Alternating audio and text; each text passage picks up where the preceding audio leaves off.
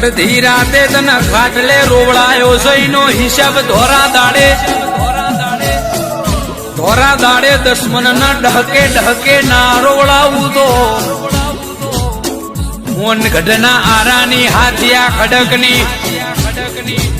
મોન ગઢની મોહણી ના કેવો લ્યા